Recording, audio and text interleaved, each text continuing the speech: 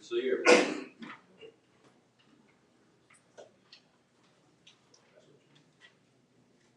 All right. I'd like to call the committee meetings to order. And Danielle, would you lead us in prayer? I will. Dear Lord, thank you so much for our time together. Lord, we pray right now for unity as we come together as a body and set policies for the Jefferson County. Lord, I pray for each of these that, Lord, you would just give them exactly what they need to conduct your business today. Father, I thank you for the blessings that you've given us in our lives, Lord. And as we enter into the month of November, a thankful month, Lord, we turn back and we thank you for giving your son to die on the cross so that we could have freedom and that we would have salvation. I love you, Lord, and I thank you for everything you've given us and for our great county. Amen. Amen. Thank you. Let's go ahead and begin with District 1.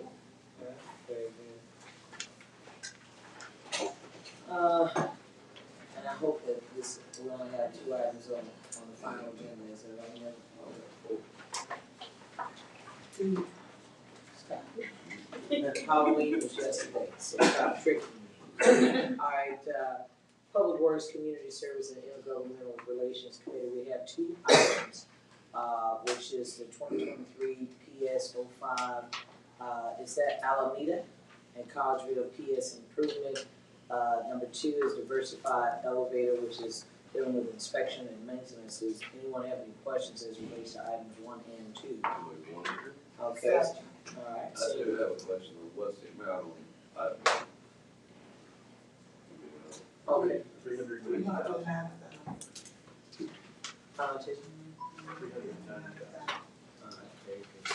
Okay, and it's been moved and properly seconded. All those in favor, let us know by saying aye.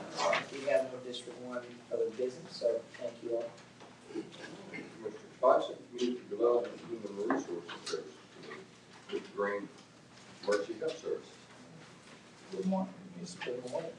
Let's get all the way down to our family court. We have something from family court, James Steele.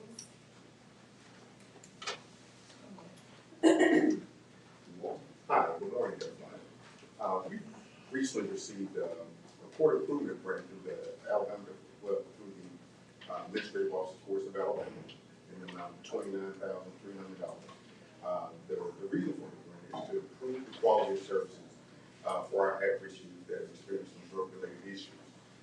We've had a continued struggle in trying to appeal to their demographic and get them on the right road.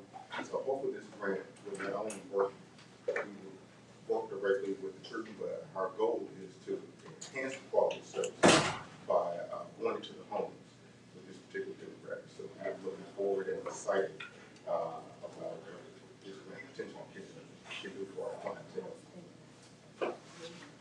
I'll move.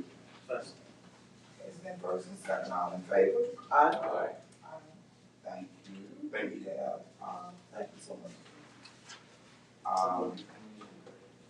Second. Okay, our community event has been first and second, all in favor, say aye. Aye. I have a presentation from Aspen, Criminal Justice Reform Institute. Commission, this was on the agenda somehow, some kind of snafu in the minute track kicked it out, so I apologize for that. It was intended to be on your list, but it just didn't get printed. Sorry about that, Ms. Thompson. Okay, can we have, Doug? Yes, sir. Doug and Moni, if you can step up. We had declared the me and Moni, from the county to, actually go to their, institute classes. I'm gonna say it was classes, because they give us a break. They made us, it was mandatory to attend all of the classes, you had to get past the barriers and everything to get there. But it was very informative, and I learned so much. The city of Birmingham sent a team of people. We had people from commissioners from South Carolina, California. They were just from all over. That when we went, I just want y'all to hear this whole thing. It's very interesting and it's very doable for Jefferson County. Well, thank you so much, Commissioner Tyson. It's a pleasure to be here. I was walking around last night and didn't know the SEC was right there. You know, I'm from South Carolina, so but we love Alabama also. Thank you so much for this kind invitation. It was great to have a delegation from Birmingham and Aspen. My name is Douglas Wood. I'm director of the Aspen Institute's Criminal Justice Reform Initiative, and we are working very diligently with other partner communities across the country to really think about how do you mitigate against violence in neighborhoods with overlapping poverty and high incarceration rates. And we have seen a lot of the great things that Birmingham has been doing to try to address issues of public safety, and wanted to come to Birmingham to have a conversation, starting with the mayor's office and the city council, and particularly Councilor Tate, to think about bringing in partnership with Birmingham and Jefferson County, launching our Justice and Governance Partnership with you here. My partner in this work is a man named Eric Fedora, who's head of the Justice Mapping Center.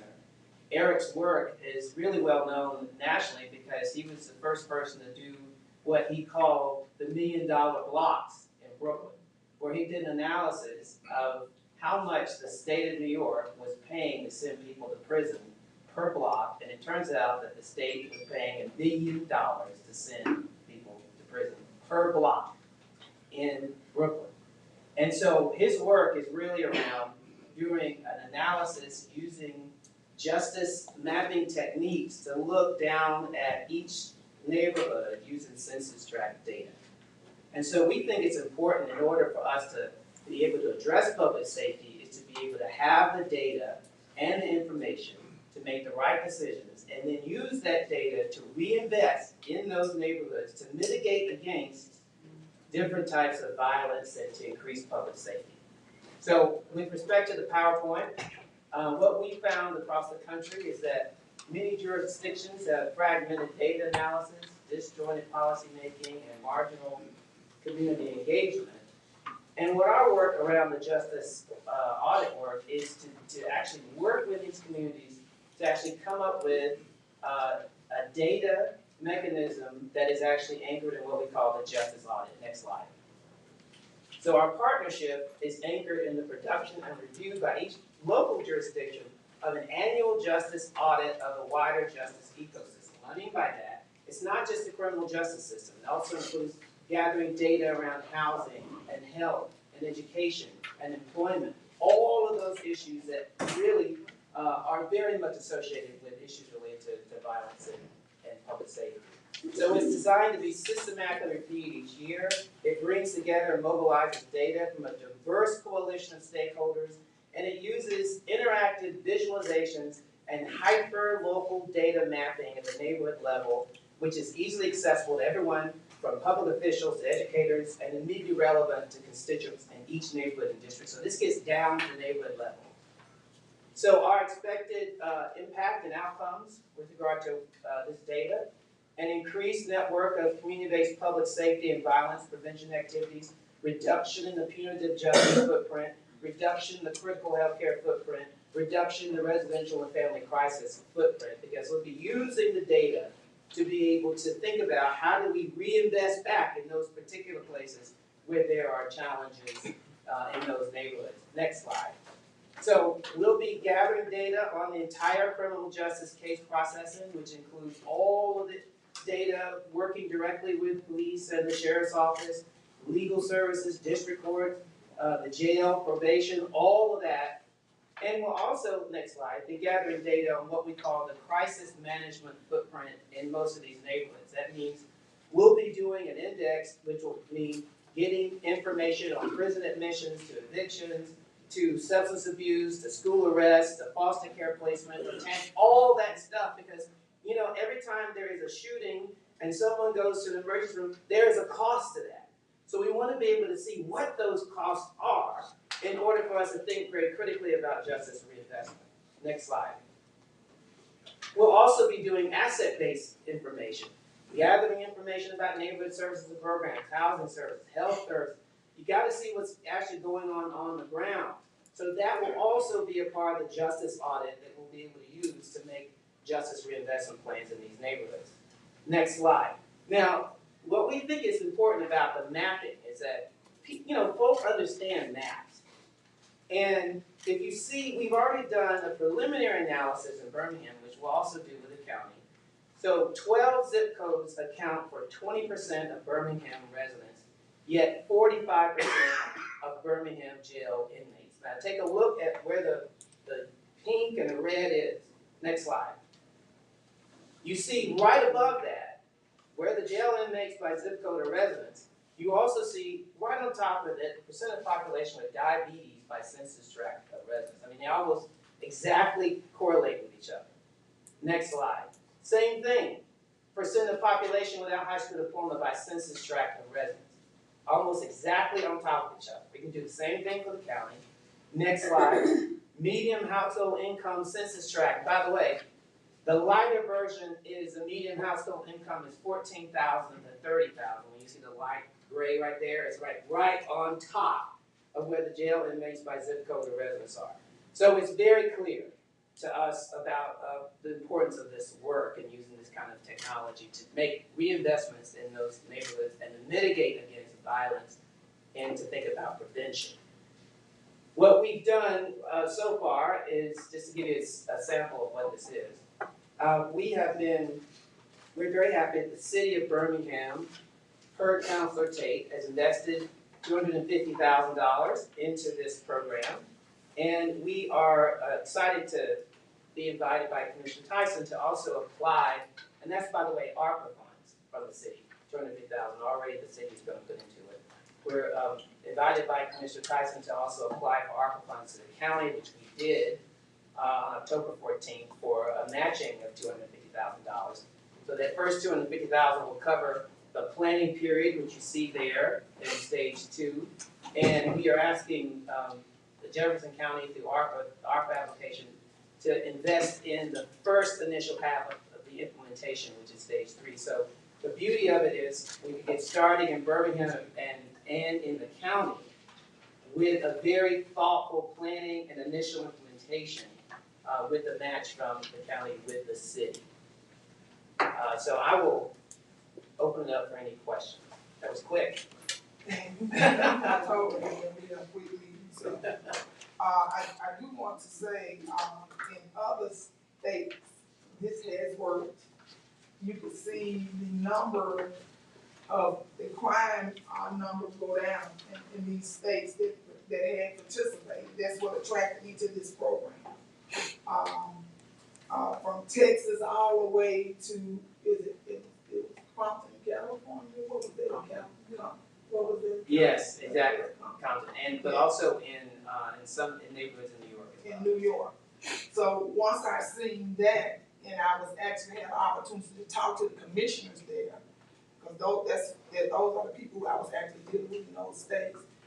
I had a chance to go in Compton. I actually had a chance to go and tour, and I seen where they built the YWCA and community, and it actually just helped totally change that community and the programs that they actually put in there by mapping program. And I would like for us to take a really serious look at this and try to partner with the city on this. And I know the city of Birmingham is actually in me and Commissioner Scales' district, but this can also be done in the other areas of Jefferson County. We do have crime in other areas besides Birmingham that's a part of Jefferson County. What would be the scope of if we engage? Well, we would actually, Unincorporated county or any of the other municipalities, or our focus would be the city of Birmingham and Jefferson County. So it's this whole area. It would include Jefferson County and Birmingham. It's a scope. Very similar to what we're doing in South Carolina. In South Carolina, we're working in 17 counties. They're the poorest regions of the state. So we think it's important for us to be working in mid-sized, micropolitan, and rural jurisdictions. But we have a lot of expertise, not just the big, like the big cities. and this just maps out where the criminal element is, I guess, originating from, sort of. Yeah, what it does is it allows us to go by each neighborhood Right. including not just the city, but also the county, Right. to determine and to see where there is high rates of incarceration, high rates of poverty, high rates of violence, high rates of shootings, all of that stuff. So we'll be able to get a sense of what it is. But it also is putting a cost index on all of that. So instead of, sending folks to the emergency room for shootings all the time, you can think about how you reinvest in the neighborhoods so that you mitigate against that violence. And so it's not about more money, it's about using your money much more smartly to mitigate against these things that cost more money. And let me just say one other thing, we're not working in Chicago, but Chicago actually used our model. There was a great article in the New York Times back in July where it talked about how 97% of the violence that happens in Chicago happens in 4% of the blocks in Chicago, which means it happens in 6 neighborhoods. And see, just having that information and that data is important because then you can start thinking about, first of all, what is the cost on all the shootings, on emergency services, housing insecurity, all that. And instead of putting all that money that way, how can we think about how we can put assets back into the community to make sure that that doesn't happen?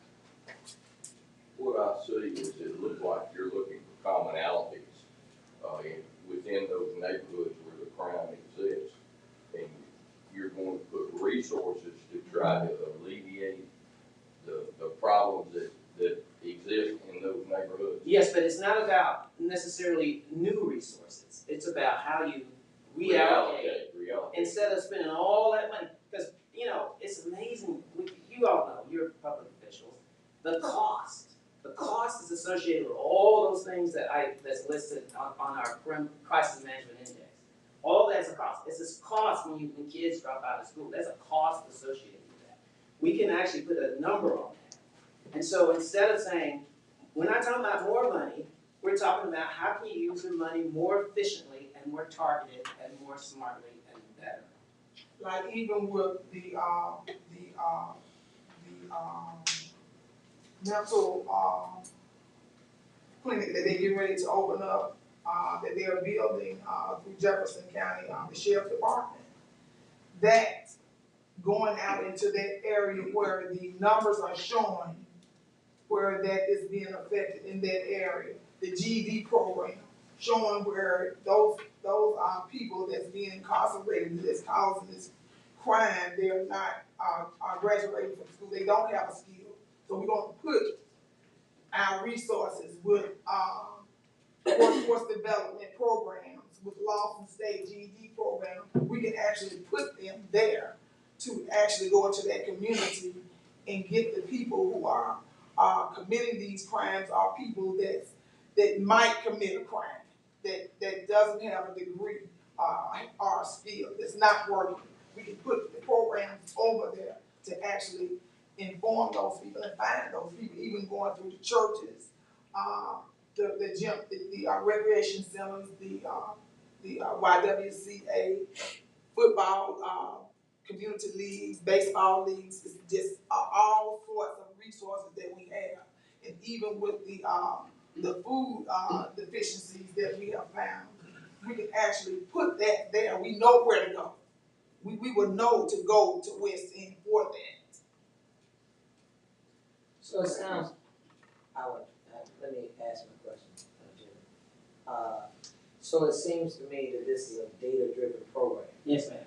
And so basically, I'm just going to articulate what I'm hearing in short. Yes, ma'am. So what you're doing is you're making everything data-driven, so you assess the needs and then you reappropriate those funds in order to be able to address the needs accordingly. Yes, ma'am. And you're also saying, in addition to that, is that we can take this data and use it for other purposes when we're trying to do some things to empower those communities that are underserved. You got it. Okay. As my grandma would say, you boil it down to the low grade. Oh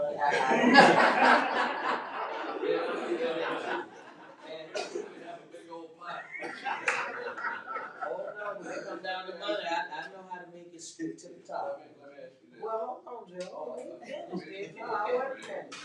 So that being said, I think what this commissioner was asking is that the county covers 35 cities, which also encompasses Birmingham, right?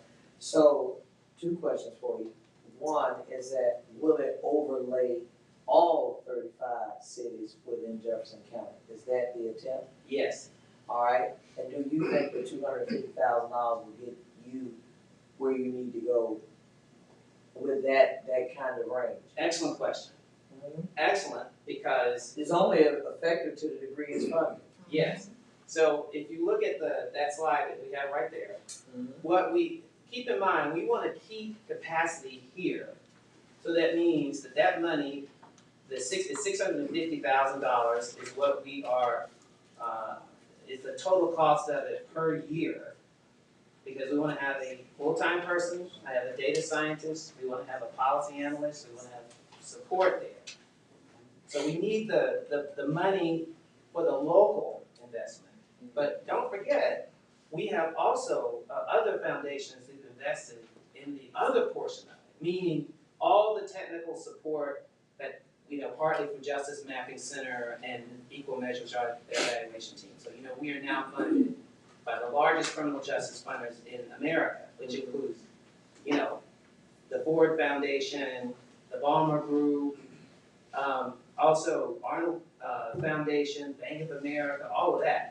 The total cost is more expensive, but keep in mind that the local part of it is $650,000 per year over that time period. And so all we're asking right now is to get started with the work by having the city pay for the planning period and also start to ramp up with this another investment on initial implementation. Because remember, we're gonna be the money is gonna be going back. This part of the money is going back to a local justice intermediary. The vast majority of it. That is where the justice audit is going to be handled and anchored. Who handles the audit? Well, the audit is actually administered and helped. The Justice Mapping Center does will be working directly with the local justice intermediary to do the audit. Right. So who's the intermediary? Well, see, that's a good question because that'll be the choice of the planning and leadership group of Birmingham and Jefferson County. That's your choice. It's not our choice. What we'll do is, for example, in Grand Rapids and all the other places we did, the planning and leadership committee will select the host organization during the planning period.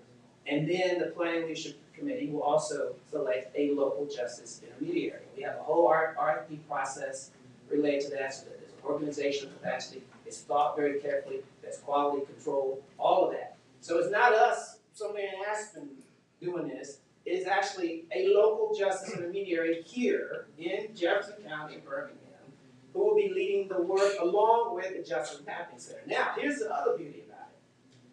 The Justice Mapping Center will be producing the first justice audit and justice reinvestment plan with the local justice intermediary, but then hands over that responsibility. So this is done on an annual basis by them. So you leave local capacity on the ground where you have a data infrastructure that is cross-sector, that you have the ability to do this over and over and over again. So we work ourselves out of a job so that you have that capacity here on the ground. And that's the difference between our. I get what you're saying. You start it off, and then you hand the baton over, and then it's left up to that local municipality or whatever in order to make it work. It's on them to execute it. Your job is to get the data. Their job is to execute what is needed from the data. Right, exactly. And then Commissioner Scales, they also, the city of Birmingham, they also put money over to the health department. How much was it, Brandon, to stand up? And then tell them who you are. Good morning, Commission. Good morning. Brandon Johnson, Director of Policy, Mayor's Office, City of Birmingham. So we've also invested a little over $2 million, I think $2.3 million with the Jefferson County Department of Public Health for the hospital violence intervention, but that also will have a data component to it that will be pulled in with justice audit and all that other information. So we're looking to also, in addition to the $250,000, support this through other funds and efforts as we move forward. We will also, Commissioner Scales, we will be putting in money from our youth detention. She would be pulled in along with the, with our fundraising efforts of pulling in other money from the Ford Foundation. Me and Councilor Tate have met with several different agencies about this. And we are in the process of getting together where we can write grants and apply for this other funding that's out there. And where we can bring in youth detention, which the county is over. And Monique will have a big part in that. Commissioner Tyson, I didn't, it'd be remiss if we didn't thank, the city of Birmingham for the $225,000 contribution they made also over to the Family Resource Center, Family Court. So Commissioner Knight, when I presented a couple months back, you were asking who else was partnering with us and who else was helping out financially. The city has stepped up and made that contribution. They're going to fund this pilot initiative. And so that is already underway as we speak. And so they're going to definitely put some skin in it. So let me just say this and then I'll be done, because being that we do have media here, good to see you, Cynthia, this morning. I saw your mouth asking what brought her here, so I'm sure it's about good news, right? Okay, and since we do have Birmingham Watch over there as well, so for the record, yeah, I mean, you know, I'm putting my PR antennas up, because here's the point, what I don't wanna get out. Our sheriff is doing a good job. Oh, absolutely. Hold on, let me finish. And what I'm saying is, Birmingham should have skin in the game, because most of the homicides are coming through the city of Birmingham, not across Jefferson County. Okay, they're happening, you know, in certain areas, but it's not like the majority of the crime is Jefferson County. Birmingham makes up the majority. Birmingham should put up money. Now, I'm speaking for me. I'm not speaking for no other commission, and I don't take it back. You can quote me on that. Okay, they should have more money in, as far as I'm concerned, because the sheriff cannot take care of every single city, but he has done a great job in making sure that he tried, okay? So that being said, I would like to know, you know, after we get past $650,000 initially, how do you sustain it? Because you gotta have some sort of sustainability in order to make it work. And I do wanna be clear, and I'm gonna be done with it, is if you apply for $250,000, there's a difference between the city putting in $250,000, I'm not just talking about through a council member, but if they put up $250,000 and yet we comprise, composed rather, of 35 cities, right? I think the ask should be greater. But I guess what you're trying to do is to have an initial ask so that it can be on a performance basis, and then you come back next year with more money asked. Because other than that, to start a program, but it has no real lifespan in it, you're just doing something. So I'm looking hopefully that there's gonna be a continuation. I'm sure that's what the commissioner is thinking. Yes, And so we can move forward on that. yes, even with the state, commissioner scale, I have had an opportunity to talk to the state, the representatives down there, and they are very interested in the program. Once they found out about it and they had an opportunity to really look at it, they want to move it to other parts of Alabama. I said, but we're gonna wait a minute. Let's see what we can do in Jefferson County first, before we even consider even moving it. You know, let's get it started here. So they are very interested in this program, and the effort of raising more money would not only be for the county and the city of Birmingham. They would actually have a board to actually do that. Also. But you're right, we'll be coming back. Yeah. So, that was gonna be my question too. So I've heard 250,000 ARPA, I don't know if it's been run by mine or not. And then I'm hearing 650,000. And then I'm hearing year after year after year. Is there an end, or is it perpetual? Well, for us, in terms of our engagement, it is that initial 5 years. 5 years. Yeah, because, and we've already started with the stakeholder engagement here. You see in that stage 1 up there? Is that at 650,000 a year? So it's 650,000 a year, and that is for the last part of the 2 years there, plus the 250. So it's, you know, we're talking about 4 to 5 years of work. So it ends up being about 3.2 million overall. To the county. No, No. no. Oh, Now, he didn't say that, I'm just asking. Commissioner, It's 3.2 for the county and the city. as a whole. As a whole. And Well, and our number runs out in 2 Yes. years, so yeah. Right. what, to sustainability, what is that doesn't look like that. Well, what I'm, No, I'm not saying, I think it's good, it's good information that we need to have. Did you hear him call out all those foundations? He called out all the foundations along I mean, with that. what would our investment be each year for? We're looking for crime to go down, not go up, so I know as the crime go down, the dollar amount go up.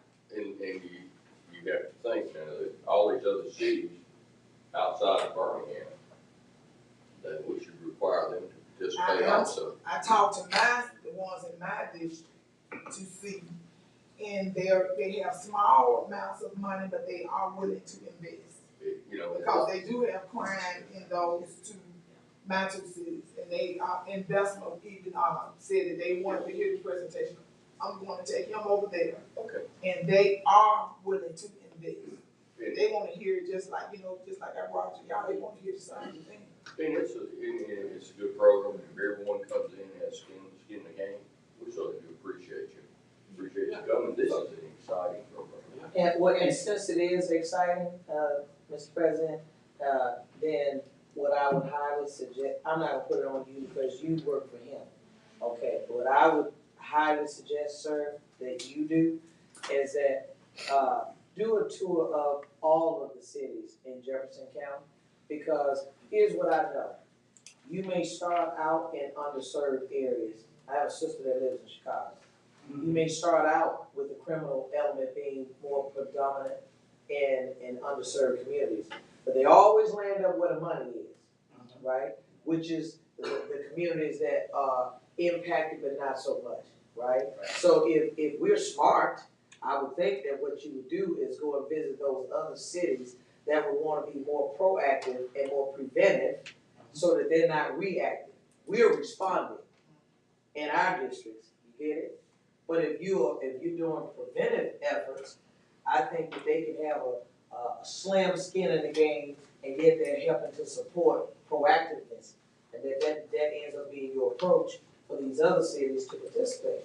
So then therefore, those cities like what we have, that they may be challenged with their budgets, their fiscal budgets, then this can help underwrite some of that. So Commissioner Scales, today, he will be here today. I will take him on a tour today. We have a tour scheduled today. He will come back. Once we gain the support, we will go back and he will come back and we will tour the other cities with appointments. Right now, we have appointments in four different cities. Okay. And may I just say one thing, Commissioner Knight, remember the reinvestment aspect of this in terms of the cost. Well, I understand that, but I'm trying to get a handle of what our initial investments Right, of course. have been over 5 years. I understand. But I'm still not sure I have that. We appreciate you coming and giving this presentation. I have a challenge going for you. Oh, my God. Thank you. Want you to keep that Thank you so much. in all your travels and remember the good folks here. Always. Good to see you. Appreciate you coming. Thank you.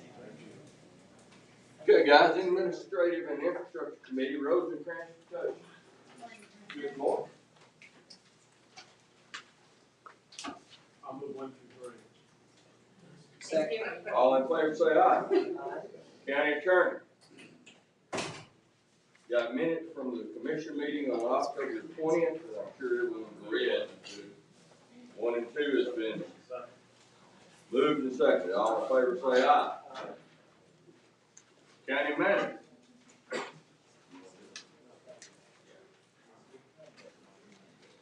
First one, Commissioners, is the ARPA lost revenue resolution, to relocate that money to help offset payroll. The second one is a resolution that acknowledges and benefits you have set up a bucket of money for the outdoor recreation and supports the Running Waste Commission's endeavor, which includes Red Mountain, Turkey Creek, and the Rocky Mountain.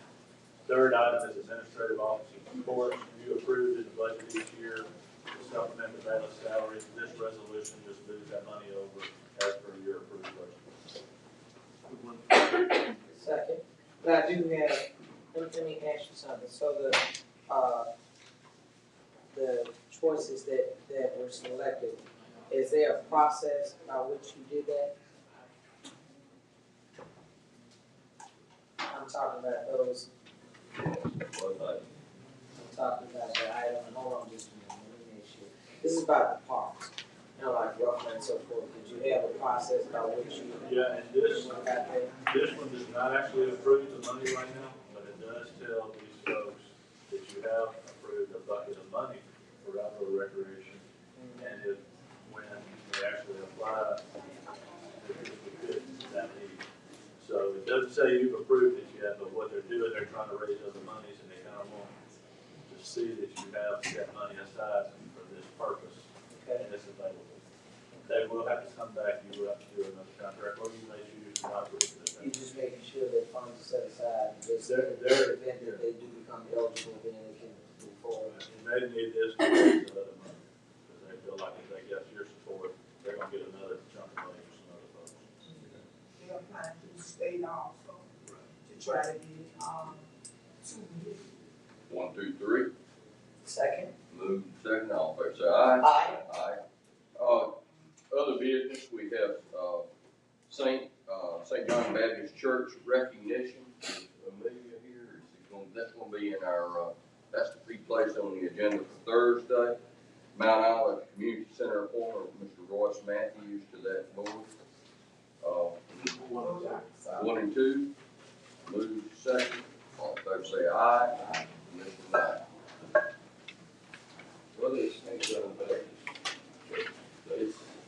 It's a recognition of them for their library. It's actually,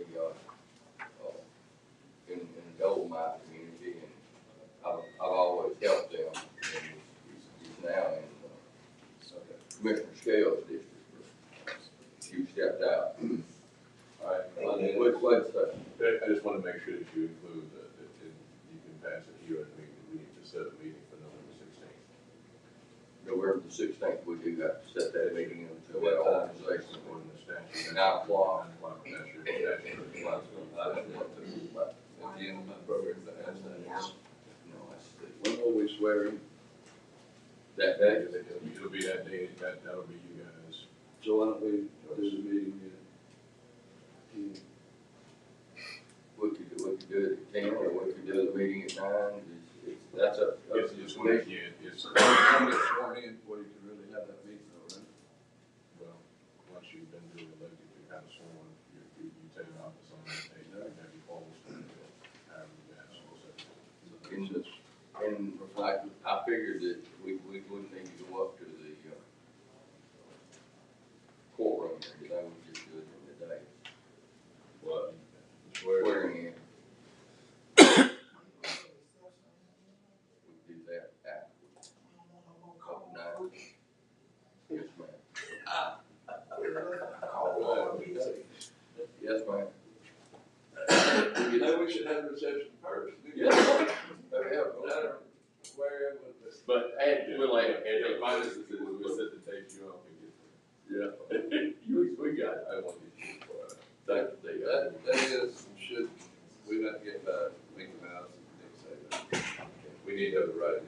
That would be new business at this point, since it's not on the agenda. So I move unanimous consent. Move for unanimous consent, all in favor say aye. Aye.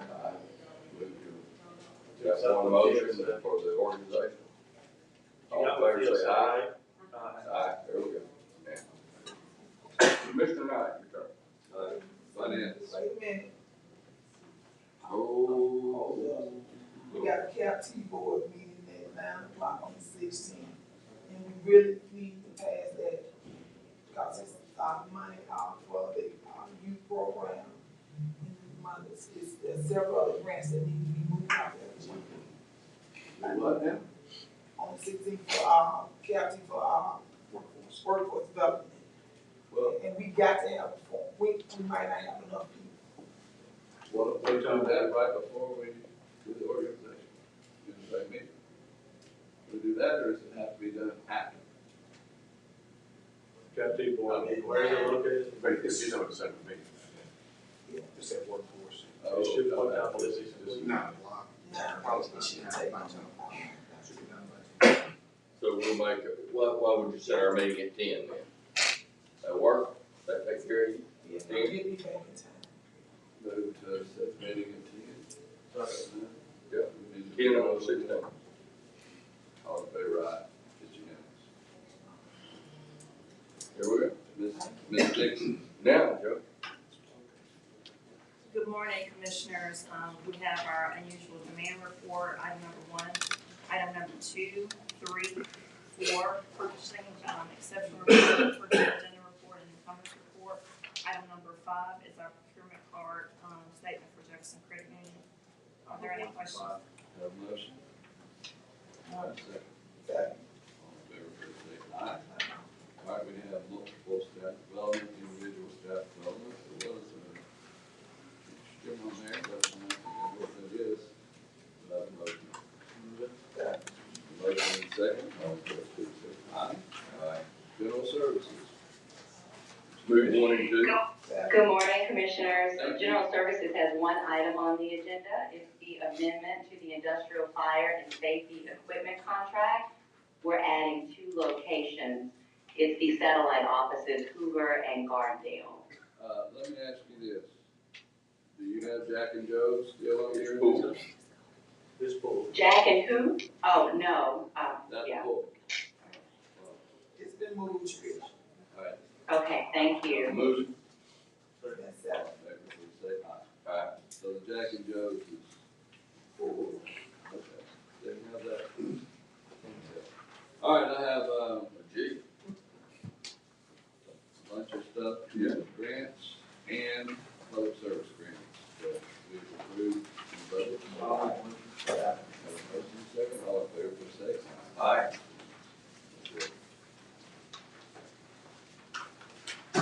Ready to go?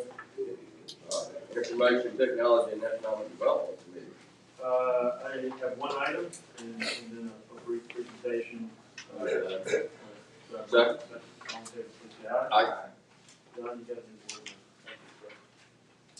board. Secondly is, I mentioned this at the last meeting, the ambulance study, coming off of the, Fitch report.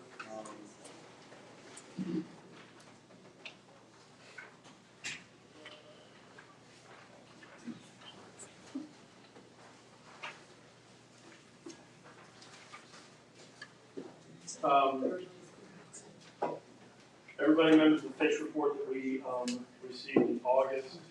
The takeaways from it were that we needed to look at the report and then decide what the follow-up items needed to be.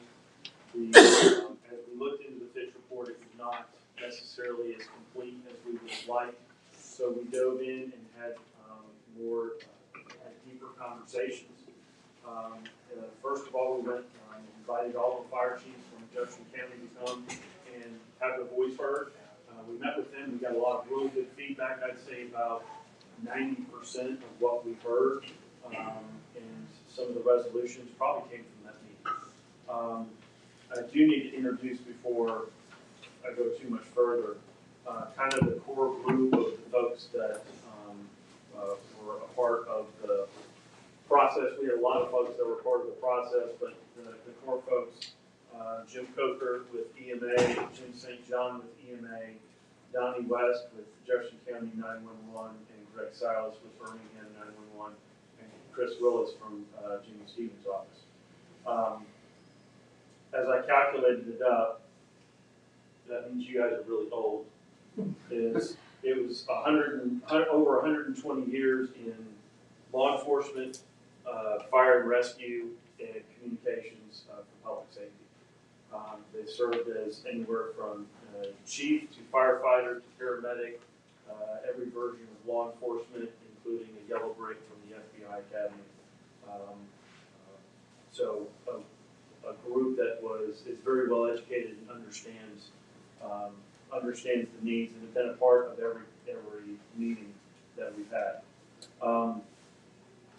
The critical findings coming out of the Fitch report were delayed or no ambulance response, chaotic 911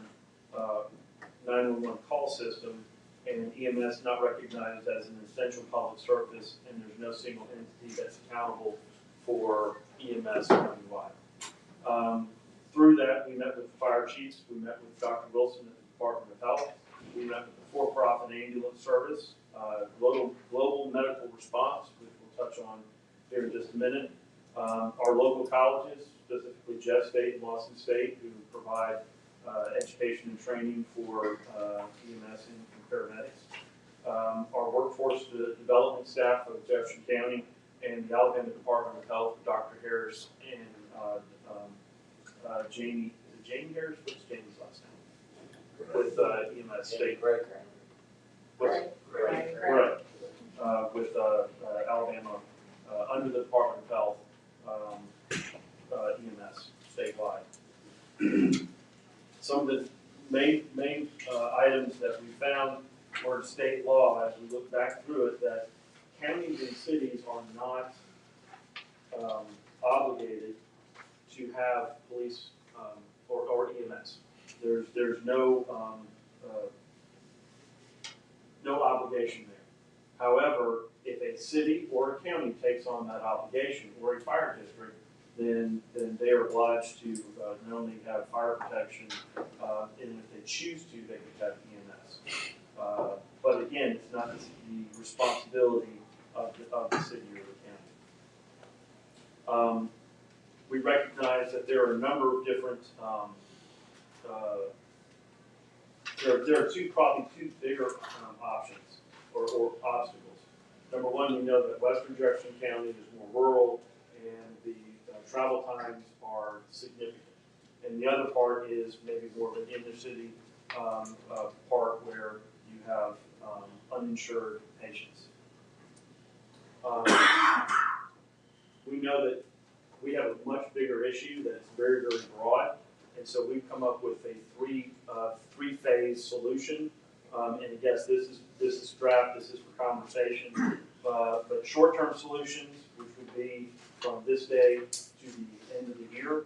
Midterm, that would go from December 31st through September 30th, which is the remainder of our fiscal year. And then long-term phase 3, which would be December 31st of this 22 through 2024. And that's purposeful because if there is potential for funding, ARPA is an opportunity for that. We need to have that designated within 2 years. This obviously goes much longer, and solutions have to be much, much further into the future. And this is more of a 20-year issue because we have to build on this over a period of time. I already mentioned initially uninsured patients. Some of the reasons that for-profit ambulances service is not making calls is because that if they make a call and make a run and the person is not insured, Medicaid, Medicare, or private health care, that makes it pretty much a free ride. And to get over the hump, municipalities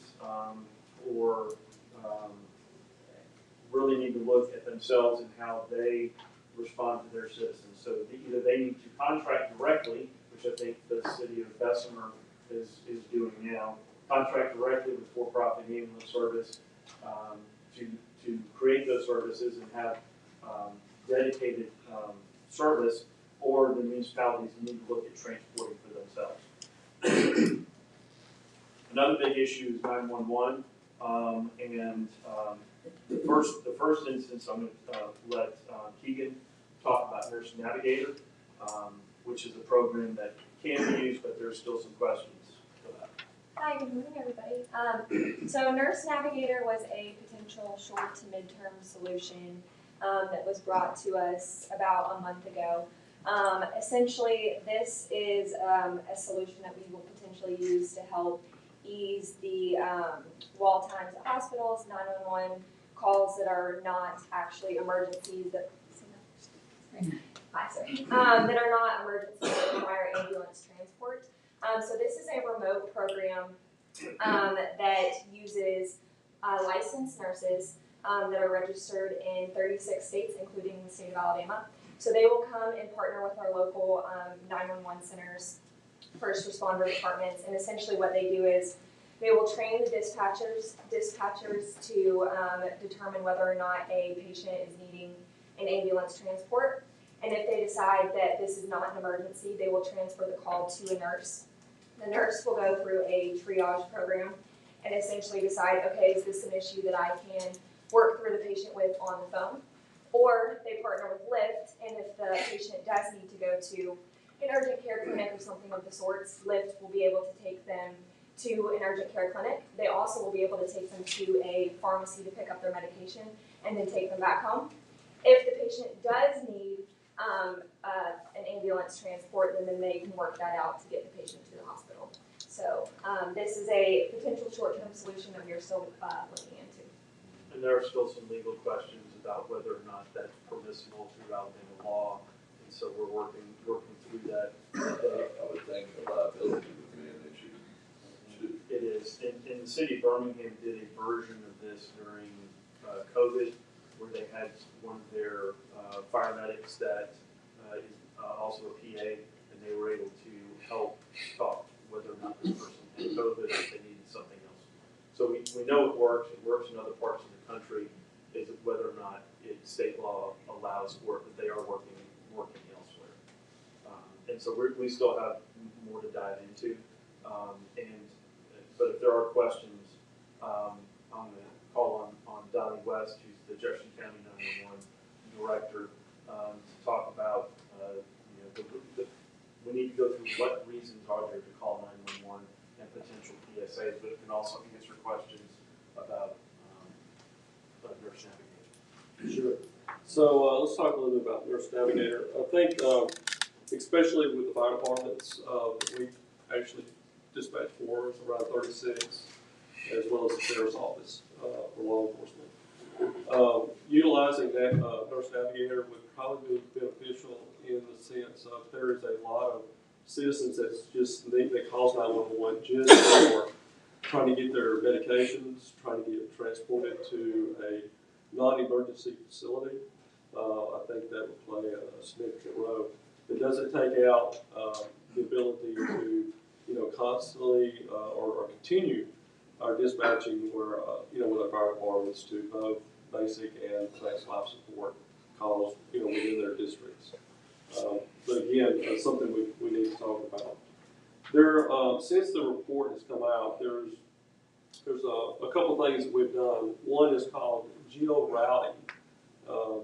What geo-routing does, it basically goes to the device where the majority of calls that we get are from wireless devices, your phone. What it does is actually locate that individual that's calling and routes into the correct 911 center. So that's been in play for probably about 6 months. It's cut our transfers down in half. We also went to a new software program. It's called CAD-to-CAD with Tower Technologies. The city of Birmingham, Jefferson County, city of Homewood, and the city of Hoover uses the same CAD system. By using geo-routing as well as the CAD-to-CAD, it has, again, the number of transfers.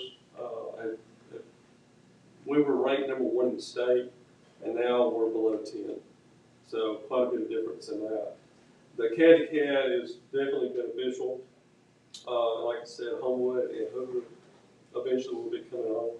But what it does is when the caller calls in and states what their emergency is, instead of us, if they're in the city of Birmingham and we transfer them to Birmingham, they have to ask that same question over and over again when they're being transferred.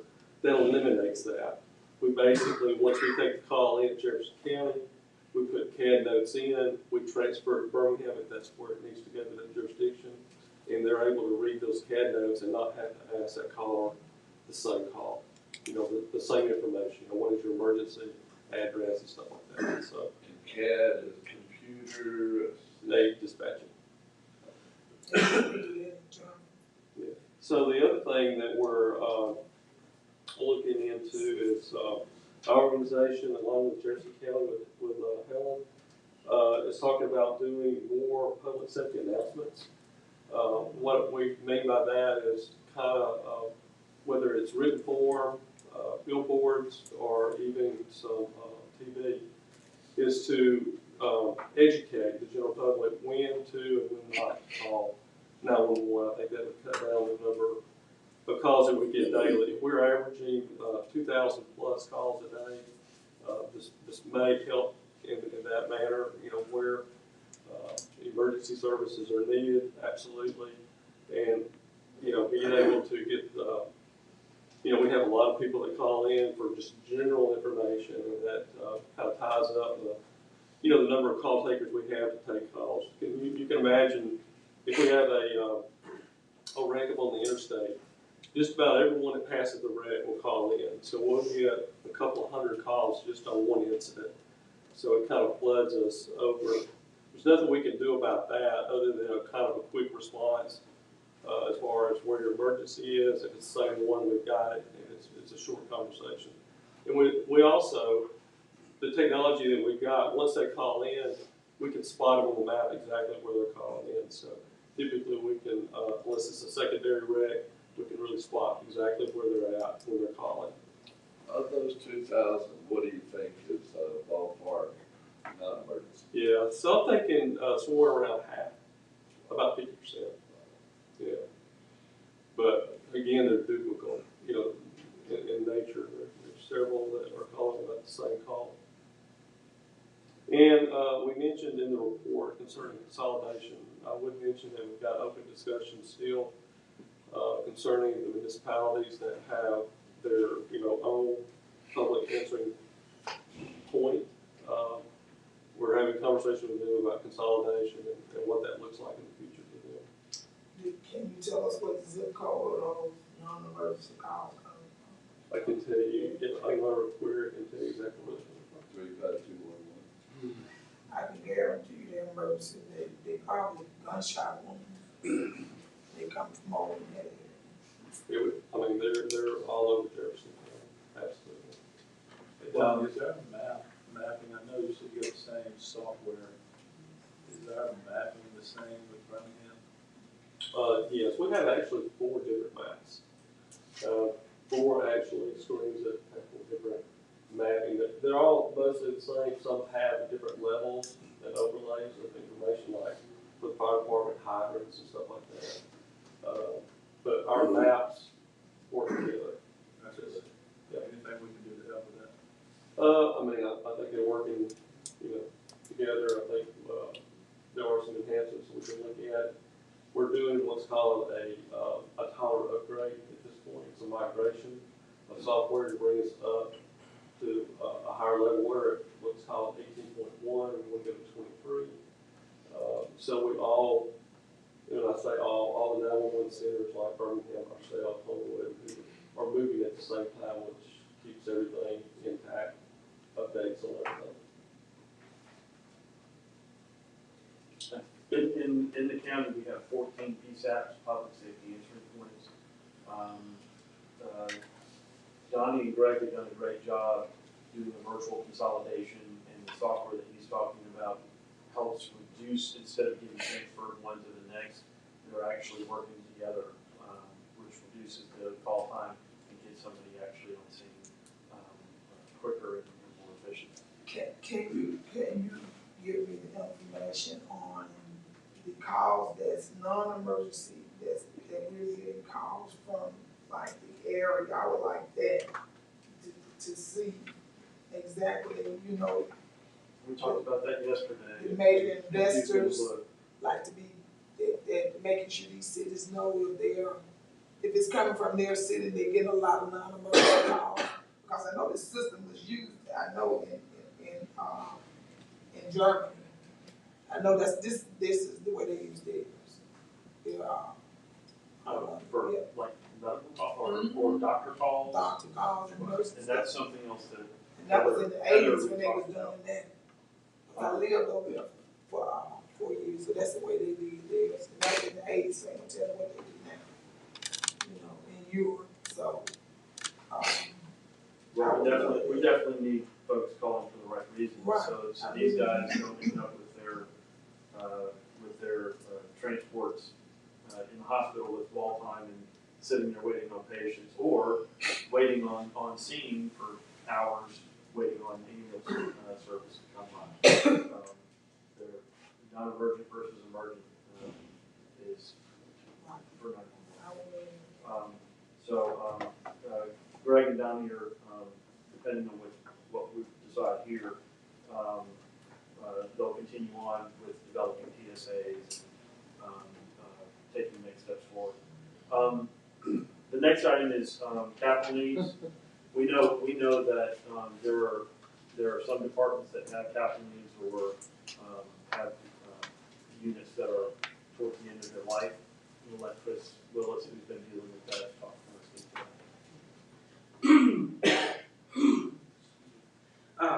In unincorporated areas of the county, we have 7 departments that transport currently, which daily that's staffs about 13 ambulances.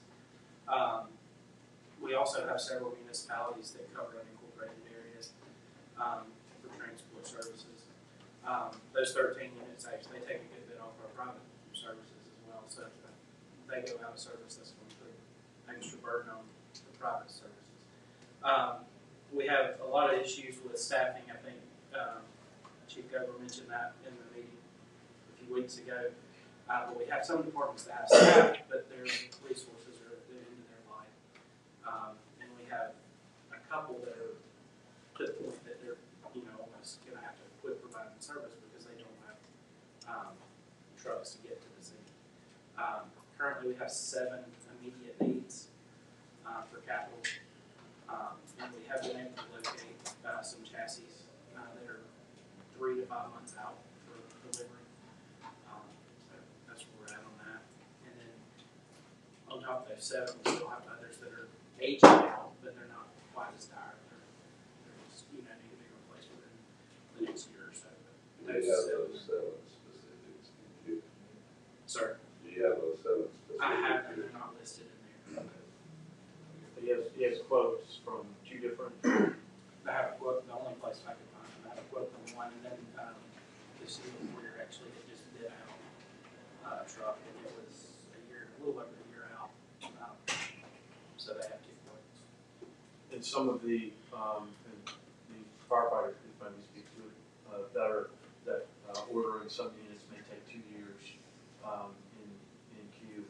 And right now, we were discussing yesterday that there is a location that does used vehicles that will sell them. There's not a lot out there on the used market. Is that correct? What's the name of that service? Brinkley Mountain Fire Apparatus. So capital is definitely one of those things, and it is an example when during our meetings with the fire chiefs, Concord spoke up, and they transport for 7 districts, and so they're the ones that we need the units that they're making long runs, and so this is another way we thought we could help in the short term, which is also a midterm, because this is something that may continue over a period of time, and there may need to be more thought out capital improvement plan to be supported long term. Potential. I mean, that's we had that conversation with Justin, and Justin has kind of tracked it down to see if it's permissible, and I believe it is. Can you talk to the state? Talk to Dr. Harris. That's it. Oh, it's everywhere. Yeah. No, I mean this isn't a Jefferson County issue. I mean, actually, it's a nationwide issue. And that kind of goes into the next one. We did have a conversation with Dr. Harris, with the head of EMS for the state, and understanding that he is the chief governance person for EMS for the state. And it's up to him to determine the testing methodology, and over the last however many years, the National Registry has been the model that they've gone to. So if somebody tests for EMT or paramedic, that they can go from one state to the next, not too different from the nursing licenses, same testing process. That's a process. Yes. understanding that the education has to be changed up. Either we have to educate the folks that are going to go into EMS at a higher rate, because some of them are not passing. I'll just say the passing rate is very, very low for the National Registry. I'm going to turn it over to Jim St. John to explain it in a little bit more detail. Thank you. Good morning. There's several different models of EMS education delivery that are available. We have 3 programs in Jefferson County that deliver EMS education. 2 of them are under the junior college system and are subject to the Alabama Department of Post-Secondary Education. The other ones are private. And then there's also the Alabama Fire College, which can teach field courses, and they do that often in Jefferson County. And it's noticeable that the report noted very low pass rates. Well, that was for the programs that are located here in Jefferson County. But the Alabama Fire College has a much higher pass rate on the National Registry exams. So what's different is an obvious question. The Alabama Department of Post-Secondary Education oversees the public entities, and in doing so, they say, well, these students were enrolled for this course or this amount of credit and passed, and so they're graduates of the program. And there's really not a gatekeeper there that says, can they assimilate all that knowledge and synthesize it and pass the National Registry, which is the state licensure. But the Alabama Fire College is underneath the authority of the Alabama Department of Post-Secondary Education for about the past 10 years. They've got a review program that they put all their students through, and if the students can't pass the review program at the end of their instruction, the program director does not sign off on allowing the student to sit for the National Registry examination. So they don't have students that are likely to fail going forward and taking the exam, and it makes their rates much better. What's also notable, though, is that the number of students that are matriculating through each of those programs is very low. And then on top of that, they've got very low National Registry pass rates. But the Alabama Fire College has a lot of students, and a lot of them are passing. So they're doing things right there, but they also do have that gatekeeper. The problem with that is Alabama Department of Post-Secondary Education won't allow that kind of a pass-fail. Can this student move forward to test? So the thing that would be necessary is to prevail on post-secondary education to say, yes, there can be this gatekeeper test at the end of the program of instruction, and if they aren't responsive to that, to seek some help from the legislature. Would there be, like, from the, if you went to, not the fire college, you went to one of those other programs, aren't there review courses that they could potentially take before they go test? They can do that in nursing, we do it with the lawyers, right, do you know? I mean, so there are those opportunities out there. Like prep classes. Well, it's you learn how to take those tests, basically.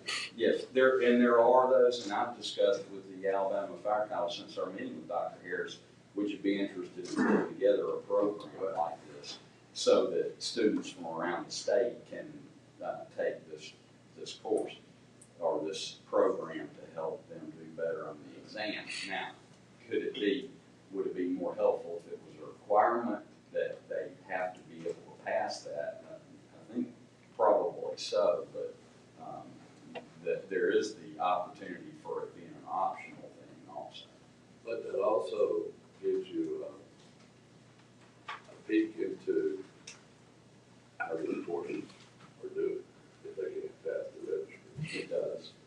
It does. It's a great gas gauge for that. Thank you, Commissioner. Thank you. Good. We still in conversations with staff on workforce development know that we have to do a better job of making these positions available, but also understanding long term that we're going to have to do with salaries, compensation, retirement. All of those have to be a big part of it, which I think I heard not only in the meeting with the chiefs, but also meeting with private ambulance service, that this has to be a higher level of pay, for sure. To make sure we keep them, because one of the outtakes was, well, if they go through and do 2 years with a paramedic degree, pass the national registry, why wouldn't they just take another 2 years and go get their nursing degree, and then they don't have to stay in making runs at all hours of the night. They just have their set shift. And so we have to make sure that we're doing the best to keep them in place. Not even sure they'd have to do an extra 2 years to get the nursing. Well, that's true. Yeah. For our LP, yeah. Or an associate. Yeah. So you'll see that under workforce development, education, and retention, wages, benefits, retirement. Very important. And then back to uninsured patients, that still has to be something that we work with, and municipalities have to deal with. And then the final is long-term solutions, phase 3. The report points to the creation of a public safety organization with countywide delivery of emergency services. It's something that we have, phase 1 and phase 2 have to come along before we fully understand what this is. We have plans right now to speak with the mayors tomorrow, and then hopefully the fire chiefs, if not tomorrow, very, very soon. That this has to be a partnership. This has to be coordinated efforts to make sure that we have everybody's input based on what this feedback is from our initial findings. Some of it may be, as much as we've tracked down, there may be other ways that we need to look at this. And so without their input, we're not going to get to better solutions. And so this has to be a partnership with all of us. And so the document that got out early mentioned a potential for a county fire administrator. That was just an initial thought and what came out of the Fitch report. And so we don't want to put anybody in or there's no definition to any of this until we have further conversations. With that, that's kind of the basics of it. We wanted to make sure that the commission was aware, and if this sounds like that we were moving in the right direction, just would like a blessing to say, yes, continue on, and if there are things that need to be brought before the commission, then we can come through with more specifics on resolution or something along those lines. It's a difficult situation, but good job. Appreciate that. Steve? Yes, sir. Would it be beneficial for us, since there's such a large lead time on these ambulances, to let purchasing go ahead? Try to get some of those in pipeline. That was a conversation we had yesterday on the lights. You know, if we're working with our fire districts, how can we best support them? And that, I think, is to determine the best path forward. So between Justin and Chris and Theo, maybe that's a discussion they need to have, and then come back to the commission with, here's the correct path to go down. We do need to get some stuff figured out when it comes to that. I heard way out, long lead time. Long lead time is something, if that's the path we're going to do, we need to go ahead and pull that trigger.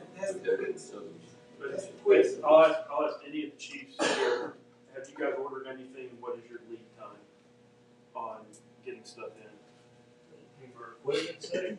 Yeah. Yeah, we're over a year and a half to 2 years now. Is that on engines, transports? Engines and transports. I just ordered a fire engine. It's not going to be until February of 24. And we just received 2 ambulances out of our 4 fleet. And it took 18 months to get those. On the turnaround. So we got, Problem real, so. So what's the solution? so the solution is that Carry on. make you aware of these, and the short term, mid term, and long term. If the commission blesses it, then we'll work with county manager's office, legal, and staff to come back to the commission with specifically these bullet points, which we'll start with not only PSAs, capital needs, but also working on getting to our municipalities and helping them understand their hurdles on if they need to develop transport, do they need to work with for-profit neighborhood service like Bessemer's done, and we can make them aware of the process, and they can then they're at least aware of it, and they can take next steps forward. And then we'll continue to work with the fire chiefs and for-profit neighborhood service. So that's. This is a living document. So this is meant to change over a period of time based on new information that comes in. So short term would be between now and the first of the year. Is to do what Birmingham did during COVID, getting the lift. That Nurse Navigator? Yeah. I think we need to talk about it. I know Sonny Brasfield had some concerns about it when I talked to him. And so we need to double check and make sure the legalities of it. I think Florence, Lauderdale County was working on having that up and going by the first of the year. We just want to validate that it's legal first. I know we have to do something like that. Yeah, I mean, it'd be interested in what the Board of Nursing input would be on that. So check it. There are a lot of moving targets here. So this is, at least come back as soon as we could to come up with next steps. If everybody's good, and I can get just a general blessing, we'll take some next steps to get some other folks involved to come back and report back to us. So when would you let us know that? I'm good with it. When I'm ready, not before I'm ready. No, I'll be over there. When you're ready. I'm ready now. No. We gotta do something. No, it's a serious, it's a serious issue. Yes. No actionable items are going to be on the agenda this. No, this is just initial information. We need to bring more information, and I think the most urgent would probably be the capital and the people in the workforce.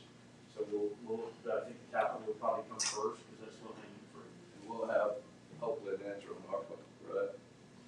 Yes. We already have initial answers, at least for capital. So hopefully we'll come back soon and have County Attorney, County Manager. I just, we have, I think, 24 employees, 30 years of service that will be to the meeting Thursday to so I'll take a minute to thank you all for recognizing them and look forward to that. Thanks for reviving that. Yes. That means a lot. That means a lot. And I want to mention the fitness one again. I hopefully during this new year, we'll have something in place to help the employees stay fit because of the lower insurance. I keep talking about this, but that is very important because we work at late hours and we need to have an outlet for them to go on their lunch break or either when they get off of work. We're adjourned.